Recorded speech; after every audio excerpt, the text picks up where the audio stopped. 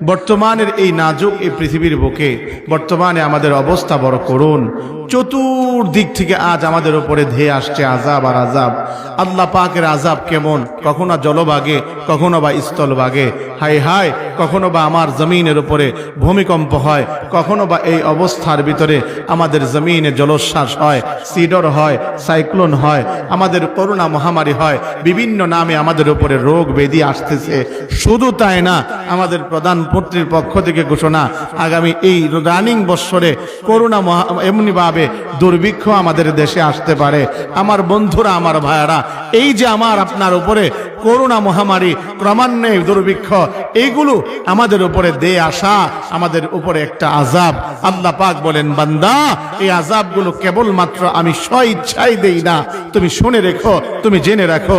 যাহারাল ফাসাদু feel বাররি ওয়াল বাহরি বিমা কাসাবাত আইদিন নাস। জল এবং স্থলে যত দুর্যোগ ঘটে, এগুলো কেবলমাত্র তোমাদের হাতের কামাই। এজন্য আমাদের এই আযাব থেকে বাঁচার উপায়টা কি? আমাদের আযাব থেকে বাঁচার একটাই মাত্র উপায়, আমরা সকলেই আল্লাহর দাসত্বপূর্ণ জিন্দেগিতে মানে মালিকের গোলাম বনে যাই। আমার আল্লাহর যখন গোলাম বনবো, দেখবেন দুনিয়ার এই জিন্দেগির মধ্যে যখন বৃষ্টি আসমান থেকে পড়ে, এমন সময় বাচ্চা মুরগিগুলোরে তার আপন মা ডানাটা বিছিয়ে এভাবে করে ডাকতে থাকে। বাচ্চা মুরগিগুলো যখন মায়ের ডানার নিচে চলে আসে, সমস্ত বিপদ আপদ থেকে সুরক্ষিত হয়ে যায়। আমার আল্লাহ এই কথা বুঝান, বান্দা, তুমি যখন সমস্ত কেমনি করে সমস্ত গুনাহকে বাদ দিয়ে আয় হায় আমার রহমানের ডানার ভিতরে চলে আসবা, আমি আল্লাহ সমস্ত বিপদ আপদ বালা মুসিবত থেকে আমি কুদরতিভাবে তোমার হেফাজত করব। সুবহানাল্লাহ। সুবহানাল্লাহ বলতে বুঝে আপনাদের খুব কষ্ট হয়। সুবহানাল্লাহর সাথে কোনো দুশ্মনী আছে নাকি? জোরে বলেন, আছে নাকি?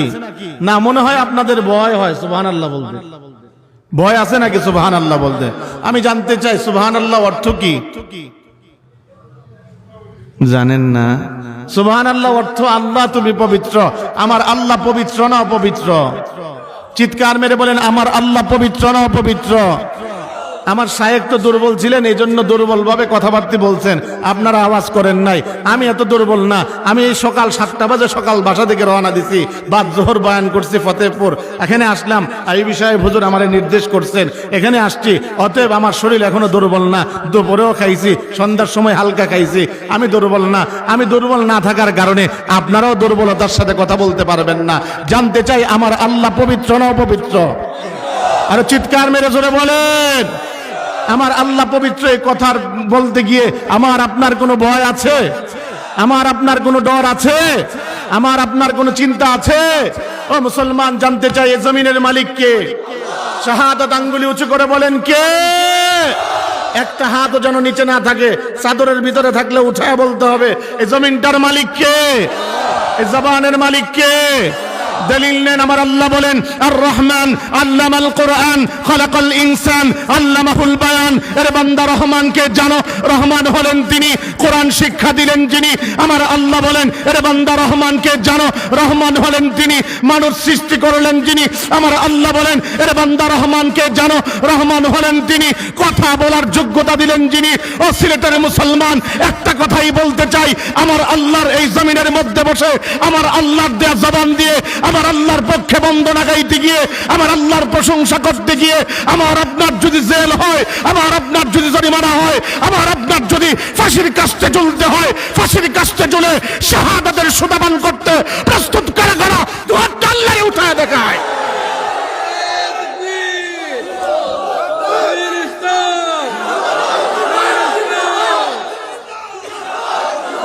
না, আওয়াজ তো ইমানদারের মতো একটারও না। এ হাত উঠান, হাত উঠান, ইচ্ছা হাত উঠান। জাকি দেন একটা ভালো করে। হ্যাঁ, আর জীবনও জাকি এমন দেন না, জোরে দেন। এবার একটা গলাটারে কাশি দেন। হ্যাঁ, জোরে জোরে, আরো জোরে। ক্লিয়ার হইছে? এবার এবার শুরু করেন, কারণ আপনারা অন্য অঞ্চলের লোক না, শাহজালাল ইয়ামানি রহমতুল্লাহ আলাইহির অঞ্চলের লোক। এবার কাশিটা দিয়ে জোরে বলবেন, নারে তাকবীর। আওয়াজটা কিন্তু এই দেশের মতো হচ্ছে না, মনে হয় ভিন্ন দেশের। আবারও জোরে, নারে তাকবীর। আল কোরআনের আলো, আল কোরআনের আলো। আজকের সম্মেলন শাহজালালের তলোয়ার গর্জে ওঠুক আরেকবার, নারায়ে তাকবীর।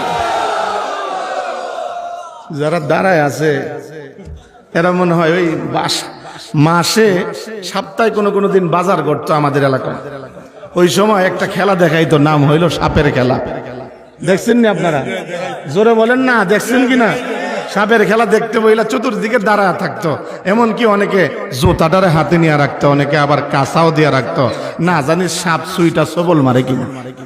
এরা কি সাপের খেলা দেখতে দাঁড়ায় আছে নাকি? যারা দাঁড়ায় আছেন মেহেরবানি করে জান্নাতের বাগানে ঢুকে যান।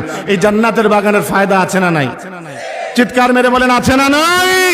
হায় হায় মুসলমান, এই জান্নাতের বাগানের ফায়দা কি? হাদিসে কুদসি আমার আল্লাহ জানা দেয়, ওয়ামান যাকারানি ফি মালাইন যাকারতুহু ফি মালাইন খায়রিন মিন মালইহি। আমার কোন বান্দা যদি জান্নাতের বাগানের মধ্যে বসে আমি মালিকের আলোচনা করে, আমি মালিকও জানা দেয় আমি তাদের আলোচনা করি তার চাইতে উত্তম মজলিসে বসে। আরো আস্তে কোন সুবহানাল্লাহ। আস্তে বললে যেহেতু জোরে কোন, তাহলে চিৎকার মেরে বলেন সুবহানাল্লাহ। এটা দোস্ত আপনি জানেন না এই মুহূর্তে আমার মালিক এই অবস্থায় ফেরেশতাদেরকে ডাক দিয়ে বলেন, ফেরেশতারা দেখো, তাকা দেখো রামদা মাদ্রাসার এই জান্নাতের বাগানটার দিকে তাকা দেখো কারা আছে। বলে মালিক আছে তো আপনার বান্দা আব্দুল্লাহ, আছে তো আপনার বান্দা আব্দুর রহমান, আছে তো ইসমাইল, আছে তো ইসহাক, আছে তো ইব্রাহিম। আমার মালিক এবার ডাক দিয়ে বলেন, ফেরেশতারা আমার এই বান্দাগুলো যে এই জান্নাতের বাগানে বসছে, ও ফেরেশতারা এদের ব্যাপারে তোমরা কি বলেছিলে, এদেরকে বানাবার ক্ষেত্রে কি বলেছিলে? আমার মালিক এবার কোরআন দ্বারা প্রমাণ করে দেন, আতাজআলু ফিহা মান ইউফসিদু ফিহা ওয়া ইয়াসফিকুদ দিমা আনাহনু নুসাব্বিহু বিহামদিকা ওয়া নুকদ্দিসু লাক। হায় হায়, আমার মালিক এবার এই কথা কোরআনের মাধ্যমে জানা দেয়। ফেরেশতারা সেদিন পরামর্শ বলেছিল, ও মালিক দুনিয়ার জমিনে এই মানুষগুলোরে বানাবার দরকার নাই, এরা যে দুনিয়ার জমিনে মারামারি করবে, এরা যে কাটাকাটি করবে, এরা যে রগরা ফাসাদ করবে, এরা যে এভাবে রক্তপাত ঘটাবে। আমার মালিক এবার ডাক দিয়ে বলেন, ফেরেশতারা তোমরা সেদিন বলেছিলে ওয়া নাহনু নুসাব্বিহু বিহামদিকা ওয়া নুকদ্দিসু লাক, রব্বুল আলামিন আমরাই আপনার তাসবিহ তাহলিল পড়ার জন্য যথেষ্ট। আমার মালিক সেদিন বলেছিলেন, ইন্নী আ'লামু মা লা তা'লামুন, আমি আমার বান্দা সম্পর্কে যা জানি তোরা তা জানোস না। চিৎকার মেরে বলেন আল্লাহু আকবার। আমার দোস্ত এই মুহূর্তে আমার মালিক ফেরেশতাদেরকে গর্ব করে বলতেছেন, ফেরেশতারা তাকা দেখ না, তাকা দেখ রামদা মাদ্রাসার ময়দানটার দিকে তাকা দেখ আমার বান্দাগুলো কি করে। ও আমার ফেরেশতারা তারা কি এখন মারামারি করে? বলে না মালিক মারামারি করে না। কি করে? কাটাকাটি করে। না মালিক কাটাকাটি করে না। তাহলে কি ঝগড়া করে? বলে না মালিক ঝগড়া করে না। কি করে বল না? মালিক ঢাকা থেকে আলেম আসছে, আল্লামা হাসান জামিল হাফিজাহুল্লাহ, ঢাকা থেকে আলেম আসছে, দেলোয়ার হোসেন মাইজি তার নাম, বসে বসে তোমার বান্দাগুলো চাতক পাখির নাই তাকা তাকা কথাগুলো শুনতেছে। আমার মালিক এবার ডাক দিয়ে বলেন, ফেরেশতারা রে তোরা তো এদের ব্যাপারে কথা বলেছিলে, আমার এই বান্দাগুলো এই মুহূর্তে বসে বসে এই মুহূর্তে বসে বসে তারা তো কোরআনের কথাগুলো শুনতেছে। ও ফেরেশতারা তারা চাতক পাখির নাই তাকা তাকা কোরআনের কথাগুলো শুনে। ও ফেরেশতারা বল না তারা না বড় ক্লান্ত, তারা না বড় পরিশ্রান্ত, তাদের শরীরটা না বড় দুর্বল সারাদিন কাজ করবার পরে। আমার মালিককে এবার ডাক দিয়ে বলেন, ও ফেরেশতারা তাহলে এই বান্দাগুলো কেন বসে আছে, কিসের আশায় বসে আছে? ফেরেশতারা বলে মালিক আপনিই তো জানেন। ফেরেশতারা বলে মালিক আপনিই তো জানেন। আমার মালিক এবার ডাক দিয়ে বলে, বল না তোরা কেন বসে আছে, কি জন্য বসে আছে? ফেরেশতারা এবারে ডাক দিয়ে বলে, মালিক আপনার বান্দাগুলো বসে আছে কেবলমাত্র দুইটা আশায়। একটা আশা হলো তারা গুনাহ মাফের আশায়, দ্বিতীয় আশা হলো কিছু সওয়াবের আশায়। আমার মালিক এবারে ডাক দিয়ে বলেন, ফেরেশতারা তোরা শুনে রাখ, তোরা শুনে রাখ, ভালো করে শুনে রাখ। আমার যে বান্দাগুলো এই জান্নাতের বাগানের ভিতরে এই ঠান্ডার রজনীর মধ্যে আমারে না দেখা, আমার নবীরে না দেখা, আমার জান্নাত না দেখা, আমার জাহান্নাম না দেখা বড় আশা নিয়ে বৈশা আছে, আমি মালিকের তরফ থেকে ঘোষণা হলো তারা যদি এই জান্নাতের বাগানে শেষ পর্যন্ত বসে থেকে আল্লামা আইয়ুবীর সাথে চোখের পানি ছেড়ে মাপ চাইতে পারে, আর যদি বসে বসে কোরআন হাদিসের কথাগুলো শুনে শেষ পর্যন্ত নিজের জীবনের মধ্যে বাস্তবায়ন করতে পারে, আমি মালিকের তরফ থেকে ঘোষণাটা শোন, আমি মালিক তাদের জিন্দেগীর গুনাহকে মাফ করে তাদেরকে জান্নাতি বান্দা হিসাবে কবুল করে নিলাম। এবার যারা গেছেন গা বাহিরে যারা ঘুরতে